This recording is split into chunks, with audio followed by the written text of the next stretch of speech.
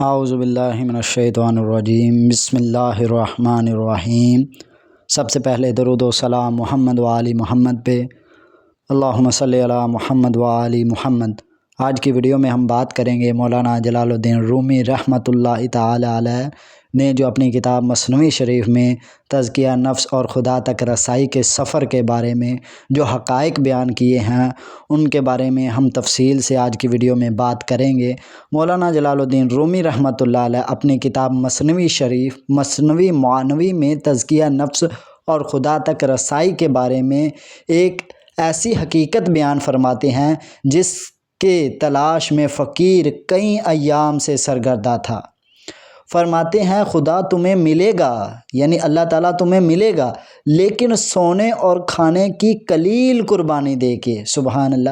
مولانا روم رحمۃ اللہ علیہ فرماتے ہیں کہ اللہ تعالیٰ تجھے ملے گا، ضرور ملے گا، لیکن سونا یعنی جو شب بیداری ہے، سونے کی قربانی دینی ہوگی، آپ کو نیند کی قربانی دینی ہوگی، اور کھانے کی قلیل قربانی دینی ہوگی، یعنی پیٹ بھر کے کھانے میں اس کی قربانی دینی ہوگی، اور اس کے ساتھ ملاقات کی آرزو میں جب تو بیدار ہوگا، یعنی جب اللہ تعالیٰ کے ساتھ ملاقات کی آرزو میں، ملاقات کے شوق میں، ملاقات کی چاہت میں جب انسان بیدار ہوتا ہے تو تجھے وہ سکون عطا ہوگا جو تمام عالم کی لذتوں سے فوق تر ہے۔ یعنی جب بندہ شب بیدار کو اللہ تعالیٰ کی آرزو میں، اللہ تعالیٰ کی محبت میں، اتنی سردی میں بیدار ہوتا ہے تو اللہ تعالیٰ اسے وہ سکون عطا فرماتا ہے جو تمام عالم، یہ ایک عالم دنیا ہے، تمام عالم کی لذتوں سے بہتر ہے۔ جیسے بچہ اپنے وجود کا اقرار حرکت سے کرتا ہے، جیسے بچہ اپنے وجود کا اقرار حرکت سے کرتا ہے، ویسے ہی تیرا دل بھی حرکت میں آ کر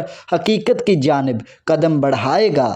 یعنی جیسے جو بچہ جب پیدا ہوتا ہے تو جب وہ حرکت کرتا ہے تو اسے پھر ہمیں پتہ چلتا ہے کہ بچہ زندہ ہے، اپنی حرکت کا، اپنے وجود کا اقرار حرکت سے کرتا ہے، ویسے ہی تیرا دل بھی حرکت میں آ کر حقیقت کی جانب قدم بڑھائے گا، تاکہ وہاں تجھے وہ حواس میسر آئیں جو دل کی فلاح و سکون کا موجب ہوں گے۔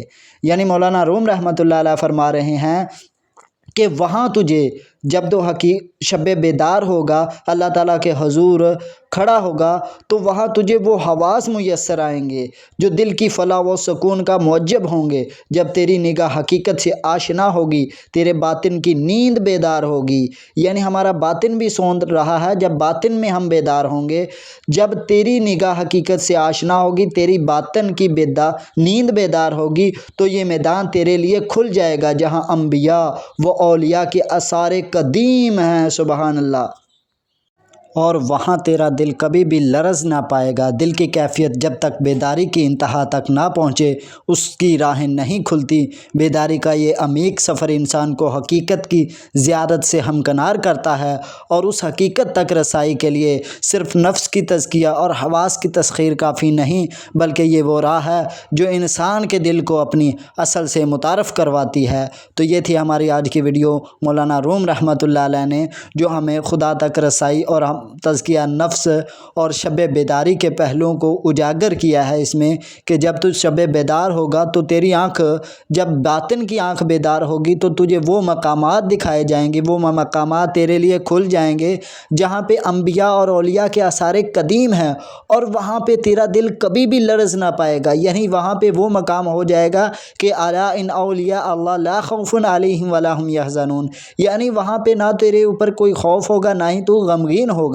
تو یہ باطن کی کیفیت پہ مولانا روم رحمۃ اللہ علیہ فرما رہے ہیں۔ دل کی کیفیت جب تک بیداری کی انتہا تک نہ پہنچے گی، راہیں نہیں کھلتی، تو یعنی جو اللہ تعالیٰ کی راہیں وہ نہیں کھلتی جب تک دل کی کیفیت بیدار نہ ہوگی۔ تو یہ تھی ہماری آج کی ویڈیو۔ ملتے ہیں کسی اور ویڈیو میں، تب تک کے لیے اللہ حافظ، فی امان اللہ۔